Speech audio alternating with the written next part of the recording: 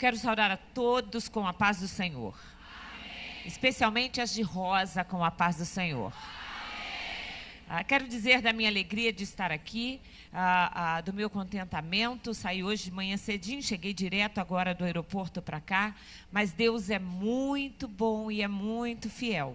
Porque a gente vem na presença dele, cheguei aqui, já senti muito mais ainda a presença dele, e isso é muito bem, muito bom, amém? Deus abençoe a todos, vocês podem se assentar, e mais uma vez, muito obrigada pelo convite, é um prazer estar aqui, Eu hoje quero falar sobre o tema que nos foi proposto, do Senhor vem a mulher prudente. E quando a gente fala de prudência, nós falamos de uma característica muito importante.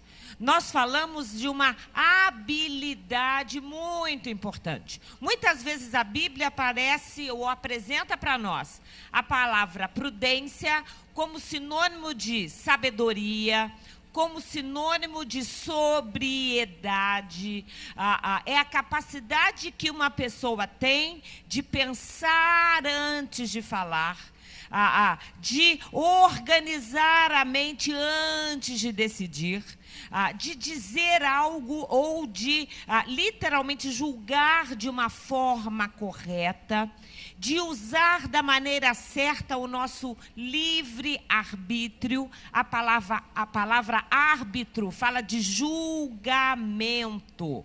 Saber julgar, saber falar, saber agir, saber se colocar, saber dizer a coisa certa, saber identificar o que vem de Deus e o que não vem de Deus, saber criar filhos, lidar com o marido, lidar com a casa, organizar o cotidiano, o que a gente pode e não pode comer, o que a gente pode e não pode vestir, o que a gente pode e não pode fazer, é uma habilidade que todas nós precisamos.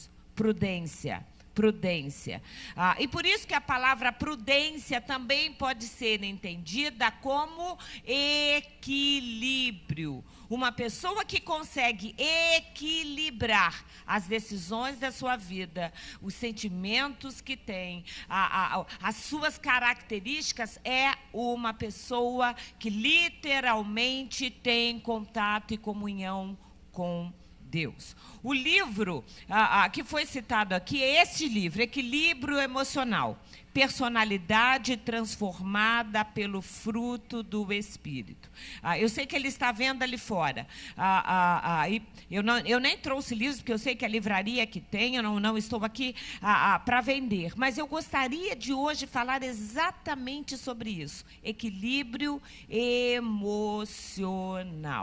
Aquilo que a gente precisa receber de Deus. A partir do novo nascimento, e todas nós que estamos aqui nascemos de novo.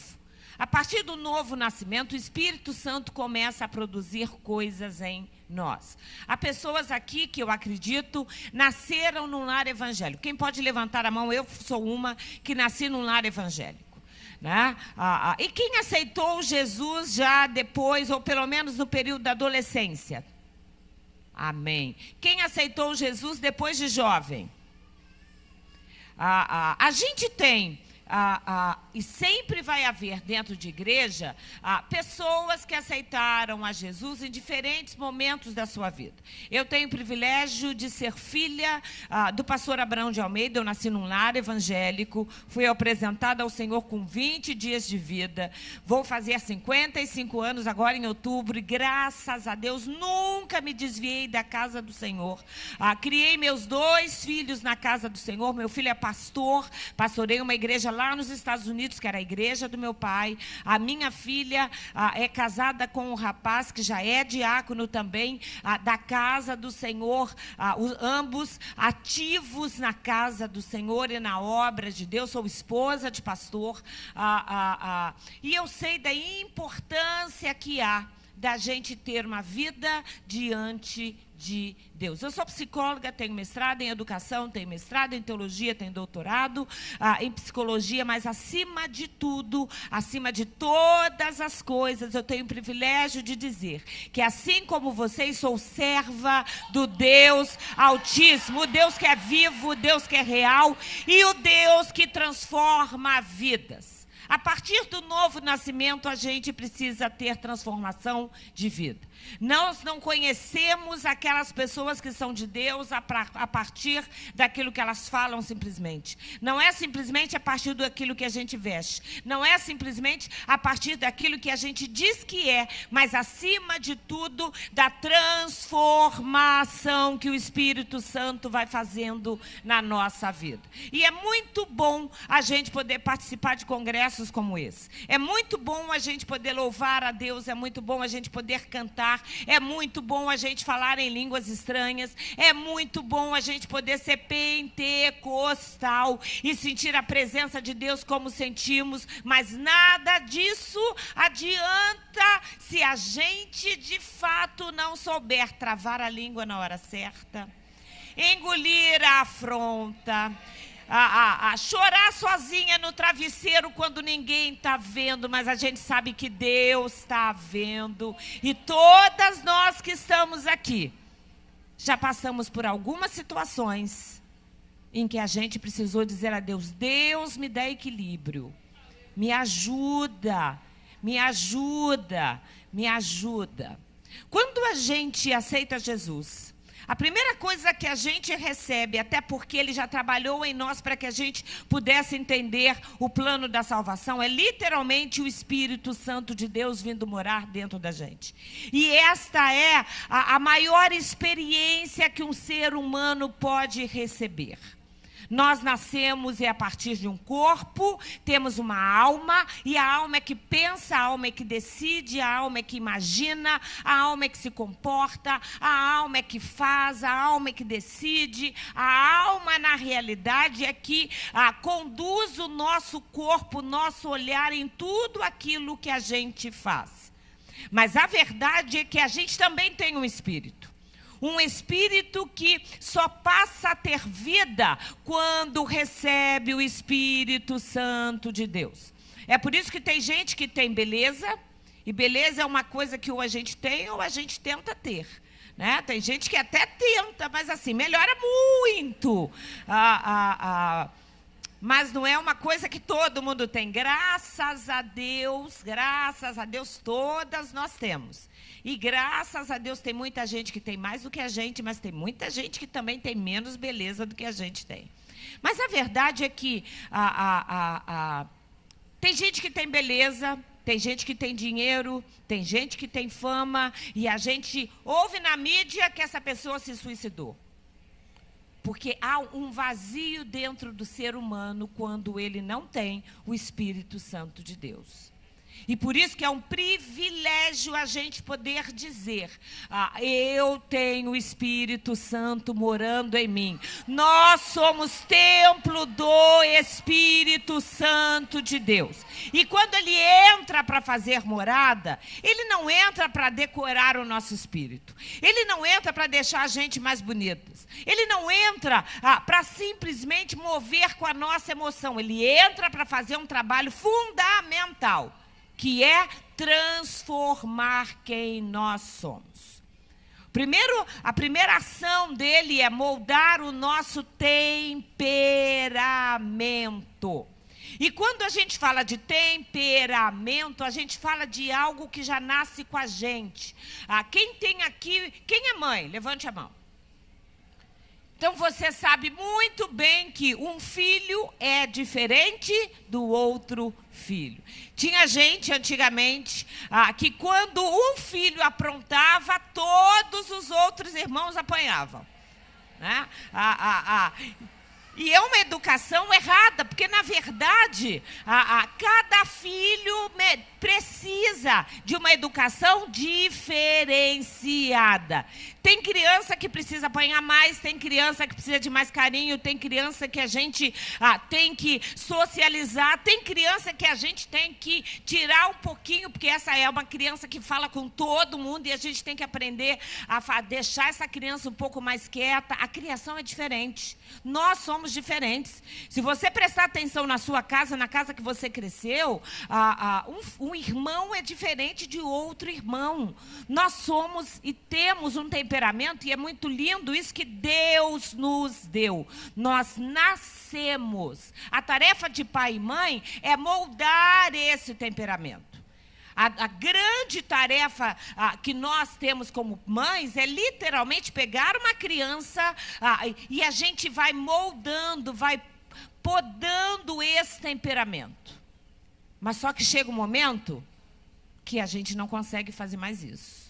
A gente consegue transformar o temperamento de uma pessoa, e aí, até mais do que isso, o caráter, os traços principais da personalidade, até o final dos 6, 7 anos.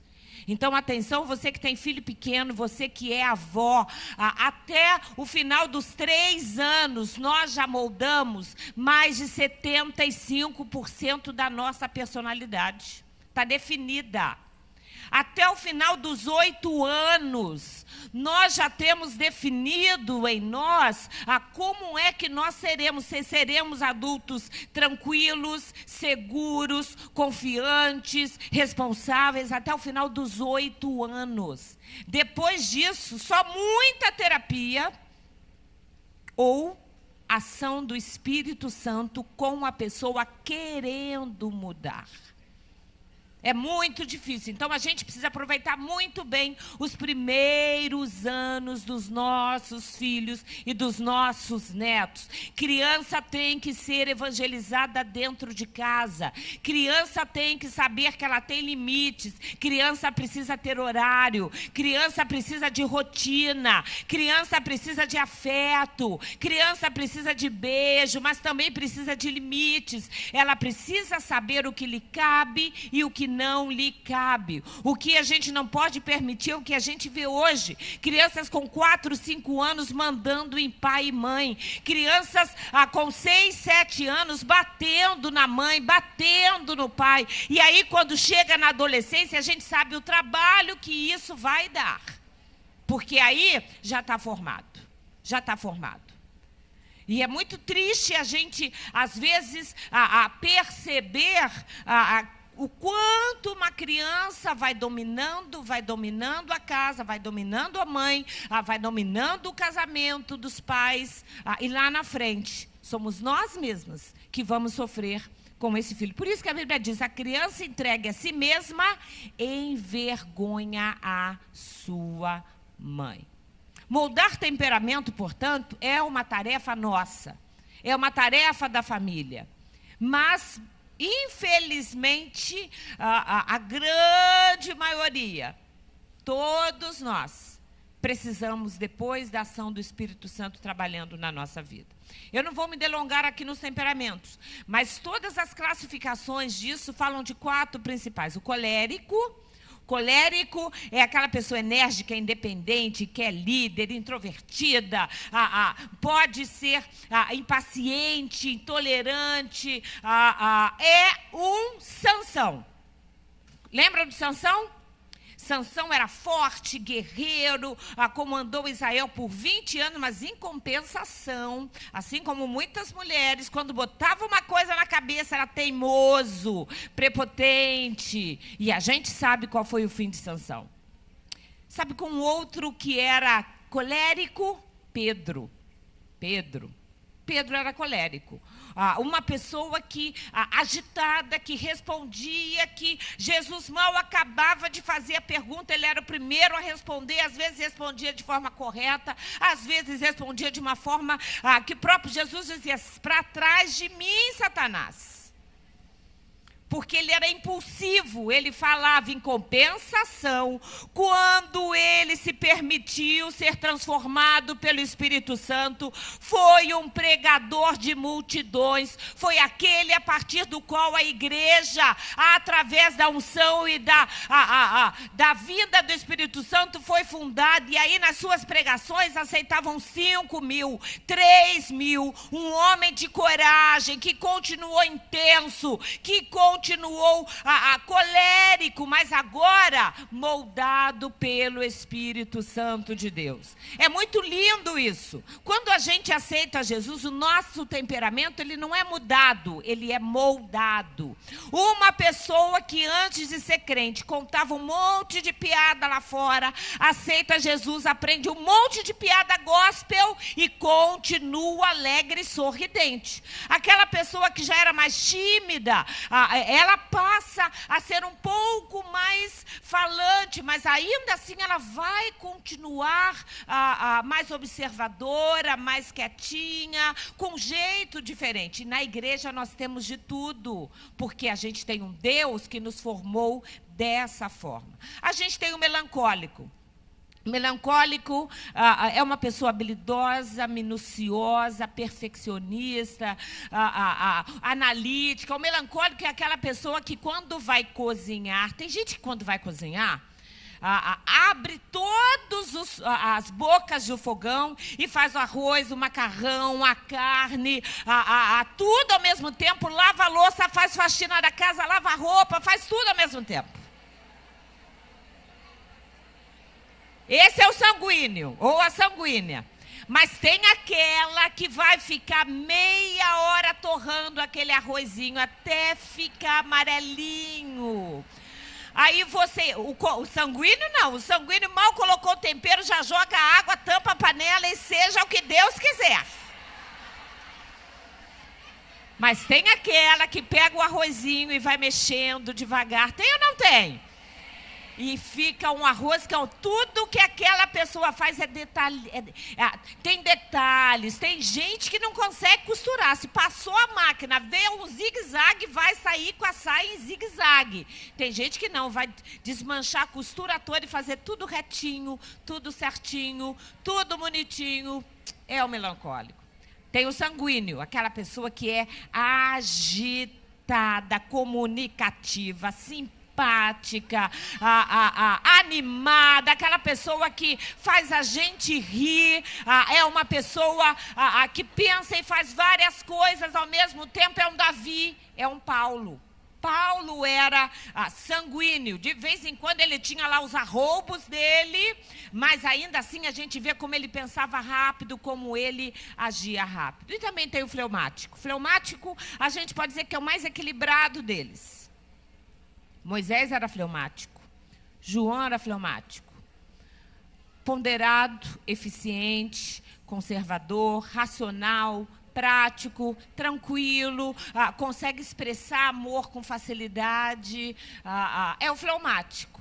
Aquela pessoa que consegue manter, vamos dizer assim, as suas emoções mais sob controle. Que na hora que a coisa acontece, o colérico fica falando aquilo que não tem que falar e depois fica pedindo perdão porque não falou aquilo que não devia.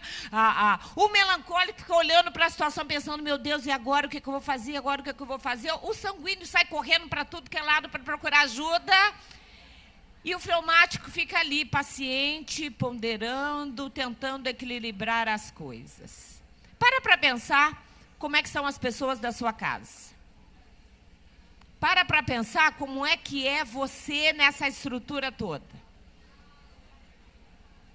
A grande questão é que, independente do nosso tipo de personalidade, de temperamento, a gente precisa, muitas vezes, pedir ao Espírito Santo, me ajuda. Me ajuda. Eu tenho um marido que quando uma pessoa mal terminou a frase, ele já tem a resposta na ponta da língua. Quem é assim? Só que o que ele já aprendeu é que ele não pode dizer tudo o que ele pensa. E aí ele, às vezes o olhinho dele chega a brilhar. Sabe quando você está do lado de uma pessoa, você sabe que a pessoa pensou alguma coisa? E aí eu pergunto a ele depois, o que você ia responder? Isso, mas não posso falar porque, como pastor, se eu falo, aquela pessoa pode não entender e vai ficar triste. Eu sou do tipo que se a pessoa falar comigo hoje, só amanhã que eu vou pensar numa resposta para dar. Em compensação, muitas vezes já tive que jejuar a Deus e falar: Senhor, me ajuda a tirar essa mágoa do meu coração. Me ajuda a não ficar pensando nessa coisa que eu ouvi e que ficou entalada na garganta. E aí você perde o sono, aí você fica triste, e aí só a graça e a misericórdia de Deus. O Espírito Santo quer moldar o nosso temperamento. Mas mais do que isso, ele precisa também reformar o nosso caráter. A palavra caráter significa gravar. Gravar. Quando a gente tem um filho, ele nasce com um temperamento que a gente vai precisando moldar, mas, na verdade, ele nasce com um caráter que precisa ser gravado. É como se literalmente fosse uma folha em branco que a gente fosse gravar. Gravar. Muitas pessoas gravam coisas na gente. Os nossos pais, os nossos amigos, pastores, professores de escola dominical, pessoas com quem a gente convive. Mas a gente também grava coisas nas pessoas, especialmente daqueles que moram na nossa casa. E às vezes, quando a gente olha para casa, ou para filhos, ou para maridos, e o casamento é um excelente espaço para um gravar o outro. Boas coisas, boas palavras, bons afetos. Quando o marido chega em casa cansado e ele já vem gravado de um monte de coisas pesadas que ele ouviu no trabalho, de um monte de coisas difíceis na vida dele, a última coisa que ele precisa é de uma esposa que, quando ele chegar em casa, vai acabar com ele. Ele precisa de alguém que vai receber ele, vai dizer: não, vamos apagar essa palavra, você é abençoado, tudo vai dar certo, Deus vai nos abençoar, as portas vão abrir, eu creio, eu te amo. É exatamente isso que o seu marido e o meu marido precisam ouvir quando eles chegam em casa. Os nossos filhos precisam que nós gravemos neles conceitos, valores, princípios, porque hoje a escola, a mídia, só tem gravado porcaria nos nossos filhos e nas nossas famílias. Os nossos filhos estão aprendendo que tudo bem ser família, mulher com mulher criando filho. Que também a família é homem com homem criando filho.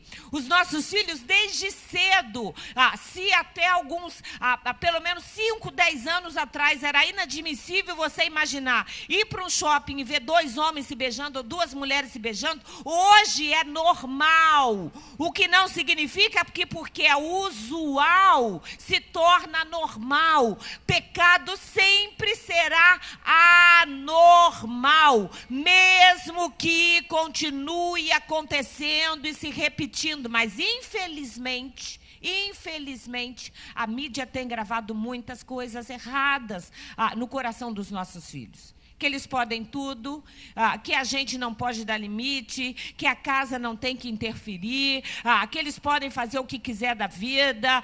O lema em muitos países é viva muito e morra cedo. Hoje em dia tem sites ensinando crianças pequenas a suicidarem e, infelizmente, na minha profissão não foram poucas as vezes, ou são raras as semanas que eu não recebo um telefonema de um pastor, de um obreiro, de uma mulher de Deus, dizendo: me ajuda, irmã Elaine, meu filho se suicidou.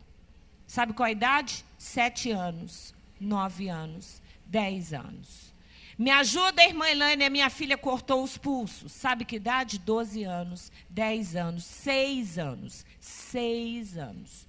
6 anos, aconteceu semana retrasada, 6 anos. Eu estava nos Estados Unidos, recebi uma ligação.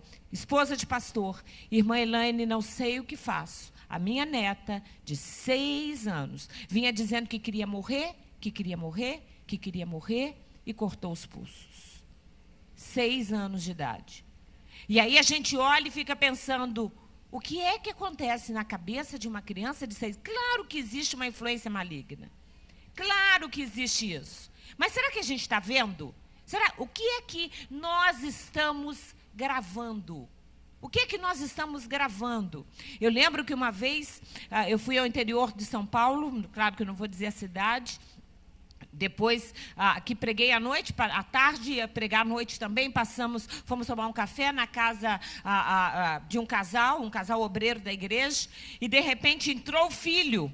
E quando eu olhei para aquele filho, trabalho com isso, lido com isso durante tantos anos, quando eu olhei para aquele filho, eu vi que os olhos dele estavam assim, eram olhos de quem usava drogas. E arrumei um jeito de, a hora que os pais não estavam, falar com aquele rapaz. Ele tinha 19 anos. E eu cheguei para ele e na lata perguntei, desde quando você usa drogas? E ele deu quase que um salto para trás e falou assim, como é que a senhora sabe? Eu falei, eu trabalho com isso, bastou olhar para você. E ele me respondeu assim, nossa, eu uso drogas desde os 11 anos de idade. Ele era líder dos adolescentes da igreja. Eu uso drogas desde os 11 anos de idade. Entro em casa e saio de casa drogado. Os meus pais nunca perceberam.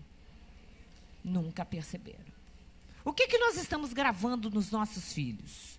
A função de gravar a verdade bíblica, os conceitos, os valores, os ensinos. Criança tem que ser ensinada. Criança, a gente tem que gastar tempo, sim, de deitar do lado, de deitar na cama, de conversar, de contar a história bíblica, de falar de Jesus, de dizer em casa que ela não veio do macaco, mas é criatura de Deus, de mostrar em casa que é pecado, sim, fazer sexo antes do casamento. São coisas que a gente instrui em casa e não abre porta para o namorado ficar com a namoradinha, com a sua filha trancado lá num quarto sem você saber o que é. Na nossa casa não tem que ter porta trancada, tem que as portas serem abertas. Você não tem que ter filho para que você pagar o celular e ele ter a senha e você não acessar. Você tem que acessar o celular do seu filho, da sua filha, ter as senhas, olhar o computador, aprenda a fazer isso para você não perder e deixar o mundo gravar coisas neles, ao invés de você poder gravar. Meu filho casou com 26 anos, a minha filha casou com 22 anos. E até o dia do casamento deles, nunca houve chave na porta do quarto. Nunca. Meu filho é casado há 5 anos. E até hoje, ele mesmo coloca no meu celular aquele aplicativo para eu saber aonde ele está, assim como ele sabe também onde eu estou. É literalmente assim. Agora, claro que não adianta resolver fazer isso quando o filho tem 20 anos de idade. Claro que não adianta começar a conversar em casa quando você já está com uma adolescente. Mas a gente precisa entender que isso começa cedo. Se você não fez até hoje, vai fazendo devagar, vai se aproximando, vai conversando, vai amando, vai abraçando, vai gravando, vai dizendo eu te amo. Muitas meninas começam a namorar cedo, porque em casa elas não se sentem amadas. Muitos meninos se envolvem em coisas que não precisam se envolver, porque ao invés de você trazer os amigos dele para sua casa, você deixa ele ir para a casa dos amigos e você não sabe o que tem lá. É muito sério isso, até mesmo quem a gente coloca dentro de casa. Cuidado com quem entra na sua casa. Cuidado para quem você abre a sua porta. Cuidado com quem você abre a sua vida. Tem muita mulher se envolvendo com lesbianismo dentro de igreja. Nessa história de, irmãzinha, vou na sua casa orar com você. Aí senta na cama e aí começa a massagem daqui, massagenzinha ali. Quando vê, já aconteceu. E a gente precisa abrir os olhos. O trabalho de Satanás, ele está fazendo muito bem feito. Nós precisamos fazer o nosso trabalho. O nosso caráter é formado de tudo aquilo que a gente ouve, que a gente vê, que a gente faz, que a gente estuda, que as pessoas ensinam. O nosso caráter, ele é muito sério. E é muito complicado, porque a gente costuma sempre dizer assim, fulano é bom caráter, mas ciclano é um mau caráter. E é muito triste a gente ter na igreja crente Mau caráter. Eu sei que aqui em Recife não tem. Pernambuco não existe. Mas, infelizmente, nos outros estados do Brasil tem. Crente que mente, que passa cheque sem fundo, que diz que vai fazer e não faz, que pega e não devolve. Tem. Sei que vocês não estão convivendo com isso, mas acreditem, existe. A função do Espírito Santo também é construir uma personalidade diferente. É muito lindo porque Deus podia ter feito a cada uma de nós igual ele fez os animais. Colocava um instinto, tudo igualzinho, uma raça igual a outra, uma espécie igual a outra, e aí todo mundo fazia a mesma coisa. Não. Deus nos fez diferentes. Ninguém tem a mesma impressão digital. Ninguém tem a mesma íris dos olhos. Nós somos diferentes. A gente pode ser criado na mesma casa, mas é muito lindo isso. Nós somos diferentes e somos únicos. Você pode ter 20 irmãos, mas na hora de conversar vai dizer, mas a minha mãe, porque a minha mãe é o meu pai, é a minha vida, é a minha história, é a minha forma de pensar, é o meu jeito de ler o mundo, sou eu. E esse processo de individuação, ele acontece em todos nós. A grande beleza do Evangelho é a gente saber que a gente tem um Deus que dá para a gente a liberdade de escolha. Inclusive, nós podemos decidir servir a Deus ou não servir a Deus. Por que a gente vive? Para simplesmente, durante os anos aqui na Terra, escolher se a gente vai passar a eternidade no céu ou se a gente vai passar a eternidade no inferno.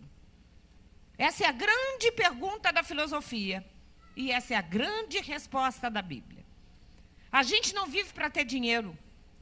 A gente não vive para ter beleza. Até porque uma pessoa pode ser muito bela, mas a Bíblia já diz, a beleza é passageira. Ela passa. E aí tem gente que vai tentando. Vai se esticando, faz tanta cirurgia que para fechar o olho tem que levantar a perna de tão esticada que essa pessoa está. Mas não adianta. O cabelo vai ficar branco, a ruga vai aparecer, o tempo vai passar. O que a gente tem lá dentro da gente é essa história pessoal. É a nossa persona. A nossa personalidade. A personalidade engloba o temperamento, engloba o caráter, engloba os conceitos, engloba todas as nossas vivências. E quando a gente, de fato, serve a Deus, tudo que Deus quer, literalmente, é trabalhar a nossa personalidade. E essa nossa personalidade, a despeito do caráter ser inato, ou melhor, do temperamento ser inato, o caráter vai se modificando ao longo da vida. É por isso que a Bíblia diz o seguinte, as más conversações ou as más companhias corrompem o bom caráter ou os bons costumes. Por melhor que a gente traga como formação de casa, educação de berço, se os nossos filhos não mantiverem a escolha por bons amigos, por um bom casamento, por bons momentos, por bons lugares, o caráter se corrompe. Quanta gente que nós conhecemos, que você conhece e eu também, que a gente conhece às vezes de longa data, que você olhava e falava, nossa, fulano era um crente fiel, era uma pessoa firme com Deus, e de repente, um namoro errado, uma escolha errada, uma decisão errada, uma amizade errada, vai deformando o caráter daquela pessoa. A verdade é que a nossa personalidade, ela precisa ser trabalhada até o final da nossa vida. Até o final da nossa vida. E o Espírito Santo quer trabalhar em nós, e ele trabalha em nós todos os dias. Tem muita gente que quando olha para uma pessoa velhinha, acha que todo velhinho é bom. É assim? Todo velhinho é bom? Quem dera a idade trouxesse bondade. Às vezes, se é uma pessoa implicante, vai ficar uma velhinha mais implicante ainda. Se é uma pessoa rabugenta, vai ficar uma velhinha mais rabugenta ainda. Se é uma pessoa cheia de manias, vai virar uma pessoa chata de conviver, porque a gente acha que já está pronto e ninguém está pronto. Ninguém está pronto. A gente todos os dias precisa se preparar para que a gente possa se encontrar com Deus. E é muito lindo quando a gente percebe o quanto Deus nos ama e o quanto Ele quer trabalhar na nossa vida. A verdade é que muita gente aceita Jesus. Muita gente levanta a mão. Mas tem muito crente que fica estagnado no meio do caminho. Ele ora como crente, ele canta como crente, ele se veste como crente, ele fala como crente, ele prega como crente. Mas é só ativismo. Trabalha muito na igreja. Mas aí faz, e no meio do caminho deixa um monte de gente machucado. Faz, mas abandona o marido e abandona os filhos. Canta, aí diz pro marido assim, agora eu fiz 50 anos, minha boquinha é para Jesus, não vou mais te beijar. Por que não? Por que não?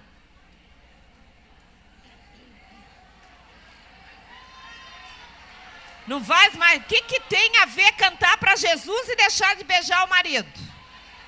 O que tem a ver ser serva de Deus e deixar todo dia estar com dor de cabeça fugindo do maridão em casa? Tem alguma coisa errada.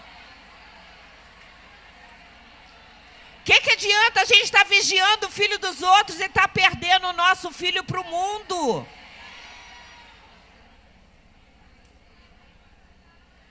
Se você não sabe, depois você confere. Cantares 4:11. O marido diz para a mulher assim: mel e leite estão debaixo da tua língua. Língua. Ele está falando, não está falando que ele abriu, pegou uma colherzinha de café, raspou para provar, não. Que beijo é esse? Que beijo é esse? Você não consegue nem dizer, né? Só pensa. Que beijo é esse? Mel e leite estão debaixo da tua língua. Cantares 4:11. Que beijo é esse? Há quanto tempo você não dá um beijo de língua no seu marido?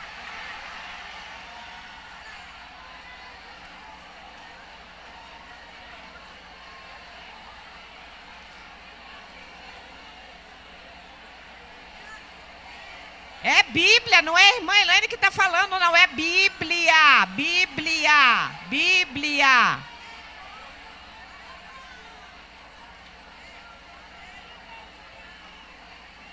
A Bíblia diz lá em Cantares que o marido olha para a mulher, olha o corpo dela nua e diz para ela assim: uau, você é toda linda, não há defeito em você. Quem vê celulite, gordurinha, pneuzinho, somos nós, marido. Não vê, não.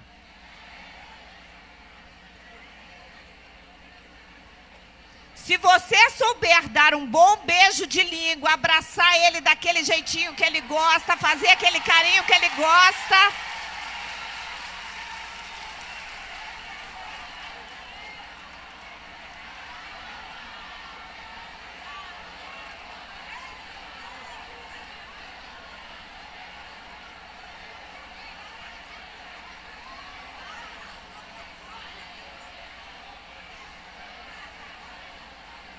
Vai ter muito marido dando glória a Deus por esse congresso hoje aqui, amém? Espero que sim.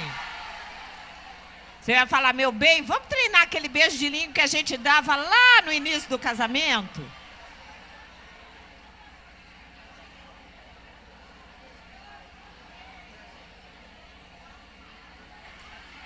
Você é a coluna da sua casa. É você que mantém a chama acesa. É você que mantém o amor do seu marido. Nós precisamos entender isso. Às vezes a gente dá muito fruto, a gente está muito preocupado em mostrar uma árvore muito bonita para fora. A gente precisa mostrar essa árvore bonita, é dentro de casa, é dentro do quarto, é para os nossos filhos, é para os nossos netos, é para eles. A gente se arruma para ir na rua, mas em casa você anda como? Cheirando cebola, cheirando alho, cheirando peixe, camarão.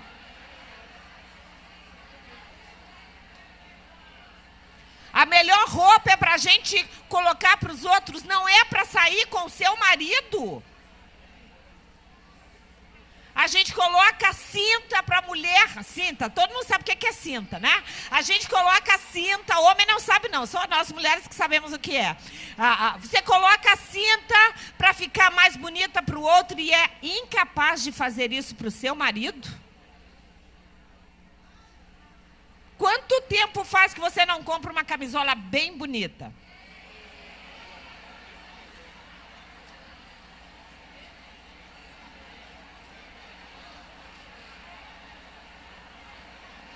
Quanto tempo faz que você não compra aqueles sutiãs assim bonitos, que deixa tudo pro alto, tudo bonito?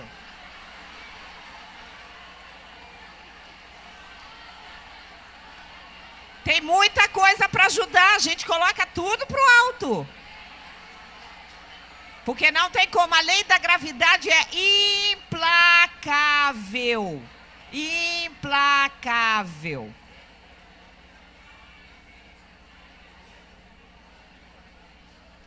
Deus está falando sim. Tem gente falando, fala Deus, Deus está falando.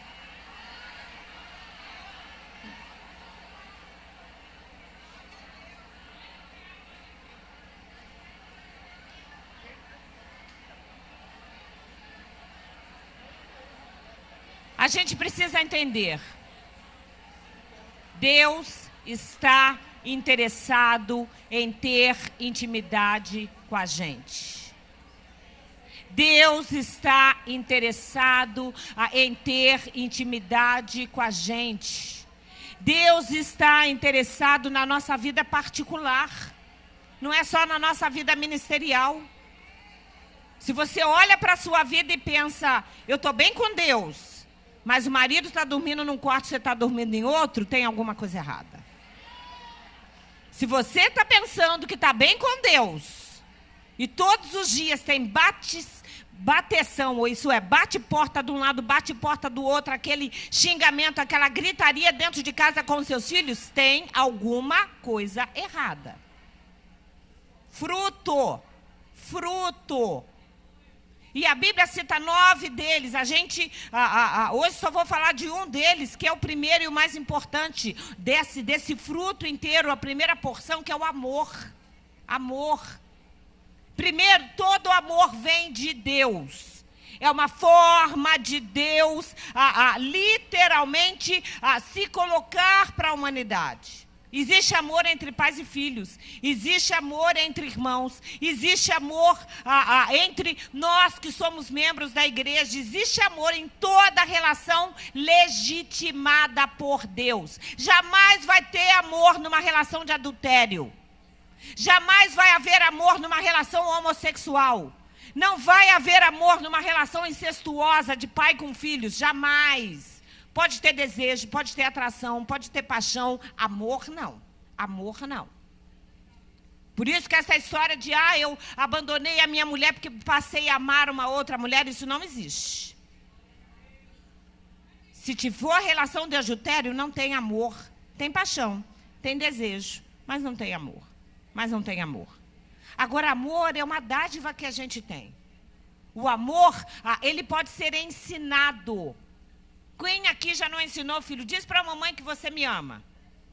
Né? Quantas vezes a gente não diz para o nosso filho, mamãe te ama, a mamãe te ama, eu te amo, meu filho. E chega uma hora que essa criança aprende a dizer. Se não aprende, a gente ensina, eu te amo. Como é que você diz para a mamãe? Mamãe, eu te amo. Exatamente assim. Exatamente assim. Às vezes você tem um marido que não aprendeu isso na infância. Mas não é por isso que você vai parar de dizer para ele, meu bem, eu te amo. Meu bem, eu amo você. Ama a sua careca, ama a sua barriga, amo você por inteiro. Amo. Exatamente. Continue amando.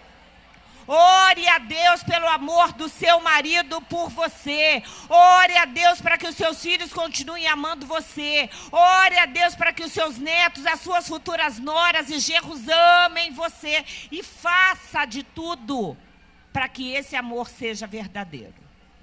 O amor humano, o amor de Deus jamais acaba. Mas o amor humano pode acabar. A grande vantagem e bênção que nós temos é que nós conhecemos a fonte do amor. E aí, quando o amor estiver acabando, quando a graça estiver acabando, você vai a Deus e fala: Senhor, renova o meu amor pelo meu marido. Renova.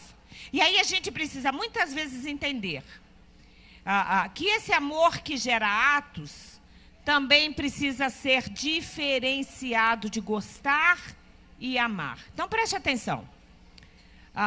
Quem aqui gosta de jiló? Jiló, quem gosta? Levanta a mão. Vou perguntar o contrário. Quem não gosta de jiló? A maioria. Quem não gosta... vamos lá, agora uma coisa que eu acredito que a maioria até vai gostar. Quem não gosta, por exemplo, de abacaxi? Tem alguém que não gosta de abacaxi?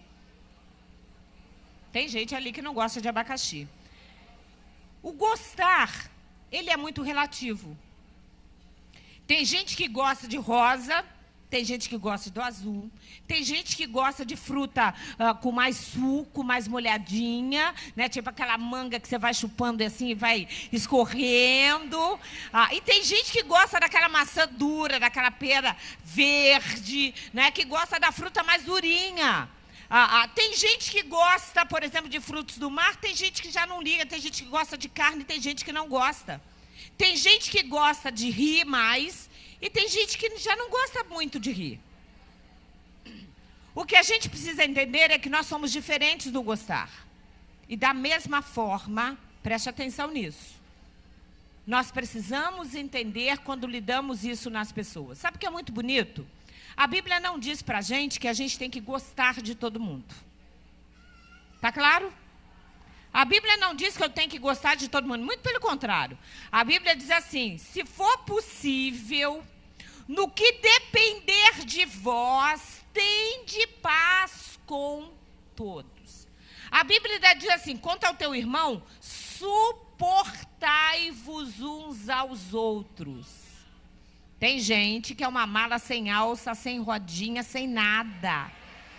E que a gente tem que conviver. E é difícil gostar daquela pessoa. É ou não é?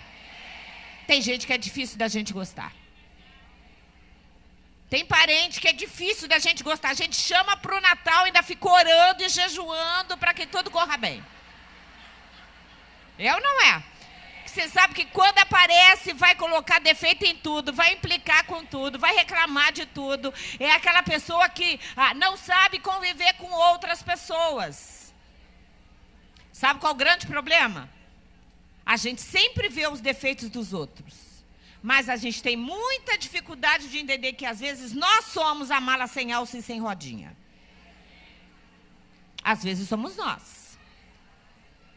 Sabe aquele filho que você bate mais de frente com ele? Aquele filho que tem mais embate? É aquele filho que mais se parece com você. E aí, para mudar esse filho, você vai ter que se mudar primeiro. Para trabalhar nesse filho, para gravar esse filho, você vai ter que acertar a sua vida primeiro. Mas a verdade é que amar, preste atenção, é nutrir afeto por uma pessoa a despeito da gente não gostar de tudo nelas. Amar é uma decisão. Eu decido amar as pessoas, mesmo que elas não mereçam o meu amor. Mesmo que elas façam coisas que eu não goste nelas. Mas amar é exatamente essa decisão. A grande questão é que quando falta amor, as pessoas se tornam carentes. Carentes. E nada é mais complicado do que uma pessoa carente. Uma pessoa carente aceita qualquer tipo de amizade. Uma pessoa carente, muitas vezes passa a depender de outras pessoas. Uma pessoa carente, às vezes, fica num relacionamento abusivo, apanhando, sendo machucada, sem tomar nenhum tipo de atitude. E é muito triste isso. Mas quando a gente fala de amor, a Bíblia tem 4 palavras para falar de amor. A primeira delas é o amor ágape, a palavra ágape, que vem do grego, que fala de um amor universal, que fala desse amor que a gente nutre pela obra missionária, desse amor que a gente nutre umas pelas outras dentro da casa de Deus, desse amor de Deus, quando a Bíblia diz, e Deus amou o mundo de tal maneira, esse amor é o amor ágape, é o amor universal, é um amor profundo de Deus. Mas também a Bíblia usa, quando a Bíblia diz amai-vos uns aos outros, a palavra amor ali é o amor fileo, o amor entre irmãos, o amor entre pais e filhos, o amor que precisa estar presente dentro da família, dentro da igreja. Mas a Bíblia também fala do amor eros, do amor conjugal. Desse amor que produz desejo pelo marido e pela mulher, desse amor que une um casamento. E é importante que esse amor seja muito bem vivenciado. Um dos livros que eu tenho, que inclusive é da CPAD, não sei se tem aqui na livraria, é Sócios, Amigos e Amados. Todo casamento tem uma sociedade, os filhos são dos dois, o dinheiro é dos dois, você pode trabalhar, ganhar o seu dinheiro, mas o seu dinheiro é do seu marido, o dinheiro do seu marido também é seu. Tem mulher que acha que o dinheiro do marido é dela, mas o dinheiro dela é só para ela. E tem mulher que, infelizmente, convive com maridos e ela não tem noção do quanto esse marido ganha, o que é errado. Porque o dinheiro é dos dois, os filhos são dos dois, existe uma sociedade. Mas o que segura um casamento não é nem a sociedade, não é nem o sexo, mas é a amizade. A capacidade que um casal tem de rir junto, de estar junto, de se abraçar, de estar junto, isso é que segura um casamento. Mas eu queria falar mesmo sobre o amor storge. O amor storge é o amor sacrificial. É aquele amor que suporta, que apoia. É aquele amor em que a mulher está junto, mesmo ao lado de um marido infiel. Isso é difícil. É aquele amor em que uma mulher consegue segurar uma casa, segurar uma situação, porque ela se sacrifica pela família, pela casa, pelo amor. E é na Bíblia uma história muito interessante. Está lá no livro de 2 Samuel, capítulo 21, de uma mulher chamada Rispa. Quem já ouviu falar em Rispa? Rispa. Rispa era tinha sido uma das mulheres de Saul. E é interessante porque a Bíblia fala para a gente que houve uma fome na terra de Israel. Quem governava, quem reinava naquela época era Davi. E o capítulo 21 começa dizendo assim: houve uma fome de 3 anos sobre a terra. E então Davi consultou ao Senhor. A primeira coisa que nos chama a atenção no texto bíblico é que, quando a Bíblia diz que houve uma fome de 3 anos, uma seca de 3 anos, significa 3 anos sem chuva, 3 anos sem chover, 3 anos sem que houvesse animais, sem que houvesse hortaliças, 3 anos de fome. E então, Davi consulta ao Senhor. Sabe o que isso me lembra? Daquela velha história de ferver leite. Quem aqui já ferveu leite numa vasilha no fogo?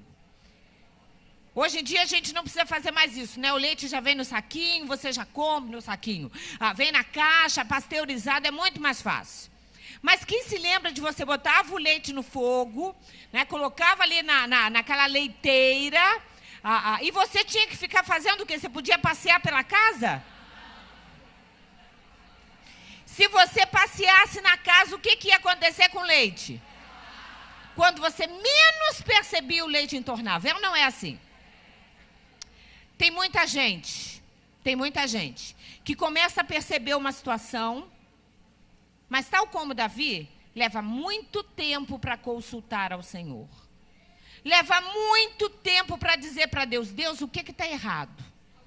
O leite está subindo, o marido está saindo de casa, a filha, que era uma filha amorosa, começa a ficar seca, aquele filho que era um filho másculo, começa a fazer uns trejeitos, a andar com umas companhias estranhas, aquele marido que era um marido carinhoso, já não diz mais que te ama, aquela alegria que você tinha foi esmorecendo, aquela paz que havia na sua casa parece que vai sumindo.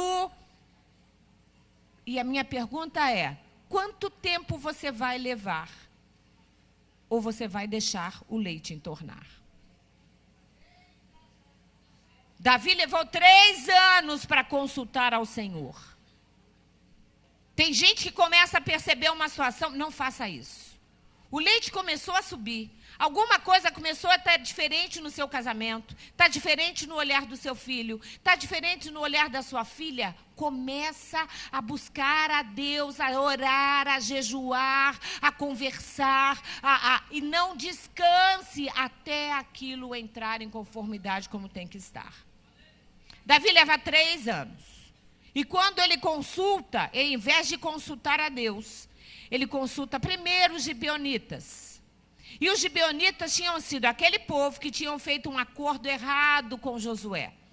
Quando Josué, vocês devem conhecer essa passagem, quando Josué entra na terra prometida, o povo de gibeonitas, logo depois de Jericó, começa a saber daquilo que estava acontecendo. E a Bíblia diz que eles pegam pães velhos, alguns homens se vestem de roupas velhas, pegam os pães bolorentos, procuram Josué e dizem assim, olha, a gente vem de muito longe, a gente é de uma terra distante e nós queremos fazer um acordo com você. Josué, ao invés de consultar o Senhor, olhou para a aparência.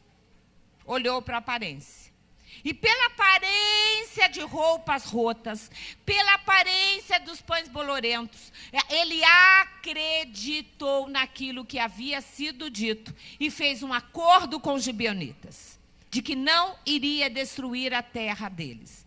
E lá na frente, ele percebeu que ele tinha feito um erro, porque na realidade ele tinha sido enganado pelos gibeonitas.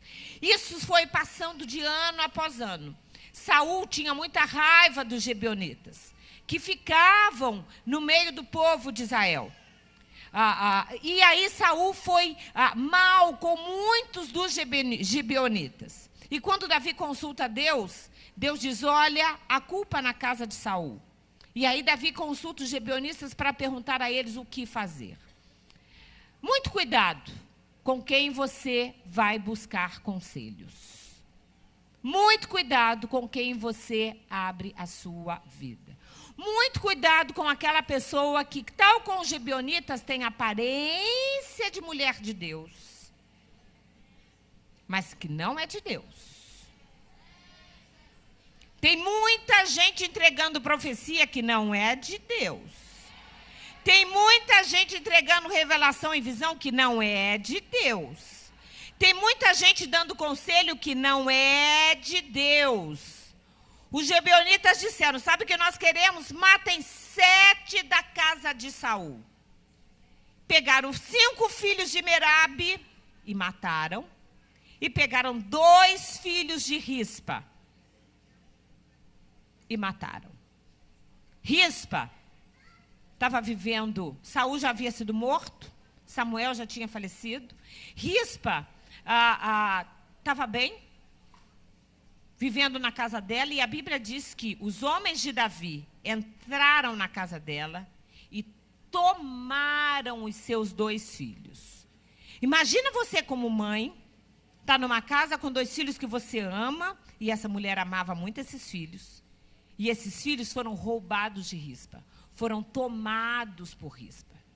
A Bíblia diz que os homens entraram, levaram esses filhos, e os 5 filhos de Merabe, os 2 filhos de Rispa foram mortos, foram enforcados.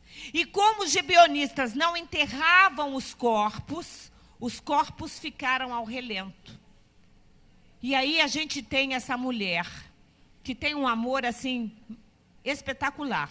A Bíblia diz que ela pega peles de cabra, coloca sobre uma pedra e fica durante o dia. Isso está lá em 2 Samuel 21:10. Então Rispa, filha de Aiá, pegou um pano de saco e estendeu sobre si sobre uma rocha. Desde o início da colheita até cair chuva do céu sobre os corpos. Ela não deixou que as aves de rapina os tocassem de dia, nem os animais selvagens à noite. Sabe o que Rispa fez? 7 corpos espalhados pelo chão. Ela tinha 2 filhos. E ela simplesmente passou. A Bíblia diz que desde o início da ceifa até o final. Sabe quantos meses Rispa ficou naquela pedra? 6 meses. 6 meses. 6 meses. Espantando as aves durante o dia e os animais durante a noite. Imagina o cheiro depois de 6 meses. Aquela mãe ficou velando por corpos que já estavam mortos e que não iam voltar à vida. Aquela mãe ficou olhando os corpos dos seus filhos, que eram príncipes, porque elas sabiam que eles tinham sido mortos injustamente. Aquela mãe velou por filhos mortos. E eu fico imaginando ela olhando aqueles corpos que foram perdendo a carne. Porque a Bíblia diz que quando Davi soube do que Rispa estava fazendo, ele manda recolher os ossos dos filhos de Rispa.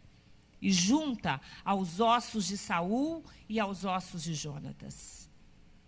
Aquela mãe ficou olhando aqueles filhos se decomporem. Já não eram mais rosados. E você sabe disso.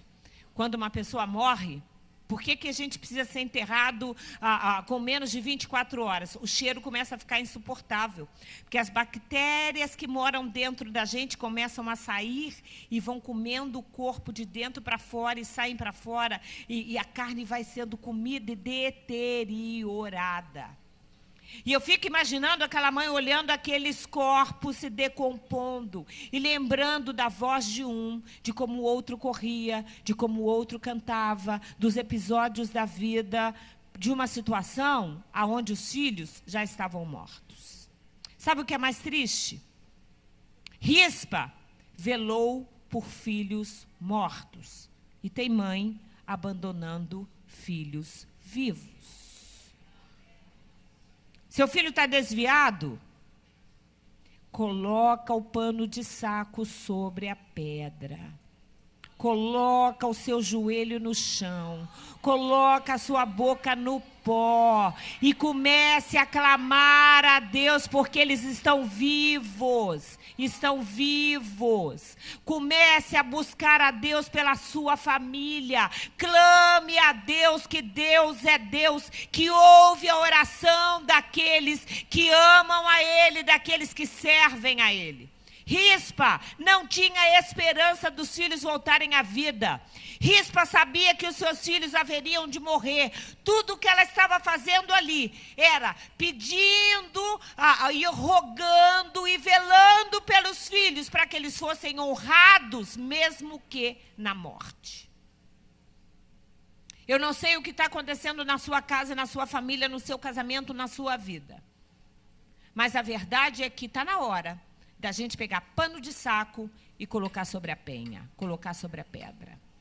Existem alguns momentos da vida em que não adianta falar. A gente fica quieto e a gente só ora. Espantando os animais. Durante o dia era fácil ela enxergar. São aquelas situações que vêm e você começa a enxergar. Né? Tem um ditado que já diz, olha, eu não posso impedir que as aves voam, mas eu posso impedir que elas façam ninho na cabeça. Tem gente deixando o pecado fazer ninho dentro de casa. Tem gente deixando os sentimentos fazerem ninho dentro do coração. Está magoada, está ferida. Jejue e ore a Deus até a mágoa sair do seu coração. O que não dá é para você se entristecer na igreja, parar de trabalhar na igreja, parar de ser ativa, perder a graça e a alegria de trabalhar para Deus, porque fulana falou alguma coisa que você não gostou. Em nome de Jesus, limpe o seu coração. Não deixa o ninho se colocar.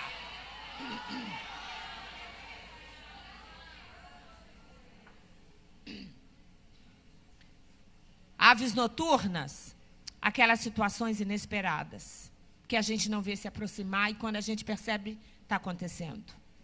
É uma traição conjugal, que se descobre de repente. É um filho numa situação difícil que se descobre de repente. É algo, uma doença que pode aparecer, que acontece de repente. Mas ainda assim, aquela mulher, não me pergunte se ela tomava banho, como é que ela comia, como é que ela sobreviveu. 6 meses. 6 meses. Os animais, urubus, comiam os corpos dos outros 5 filhos. Mas ela não deixava. Não deixava. Ela espantava as aves e espantava os animais noturnos. Ao final desse tempo, a Bíblia diz que Davi fica sabendo do que tinha acontecido com Rispa. E aí, ele manda recolher os ossos dos filhos de Rispa e enterra.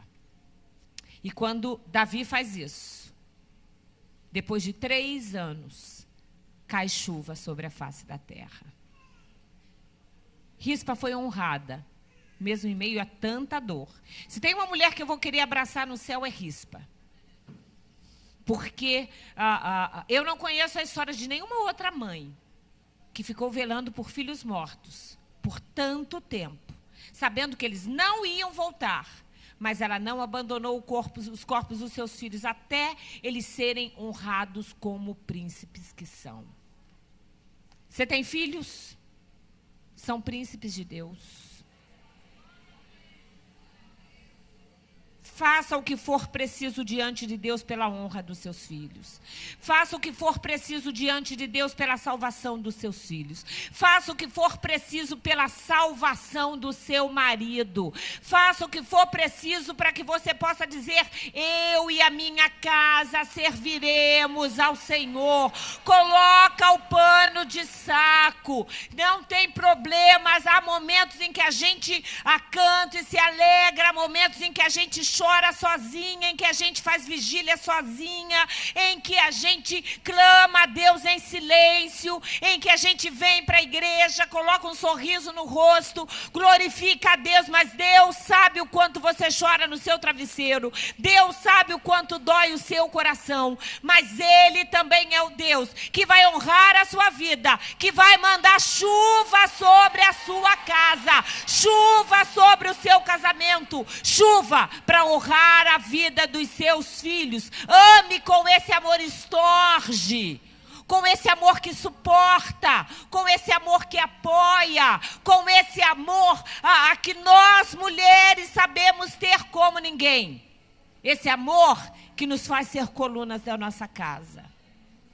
Esse amor que você olha e faça isso. Quando você olhar para o seu filho, olhe no fundo dos olhos e diga: meu filho, eu amo você. Deus ama você. Eu acredito em você. Eu sei que o meu Deus há de honrar a sua vida, a sua profissão, o seu futuro, o seu casamento. Porque a gente tem um Deus que tem prazer em fazer isso.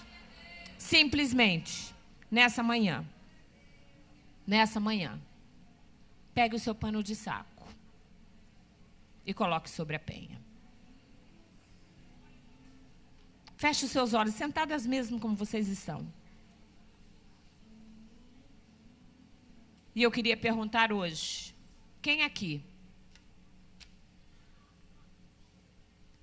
está com pano de saco sobre a pedra, esperando a chuva cair? Levante a mão. Pode abaixar a sua mão. Mas eu ainda vou fazer uma outra pergunta.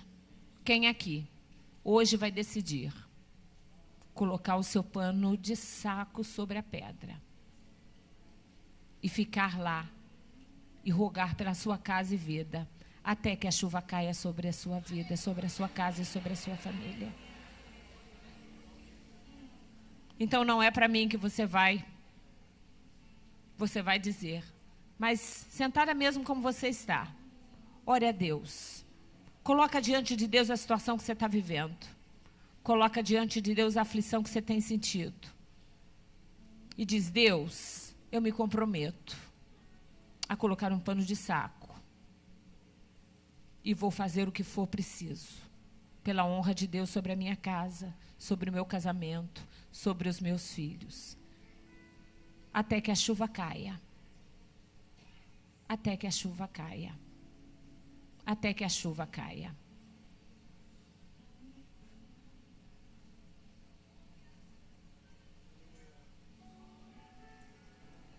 A chuva vai cair sobre a sua vida.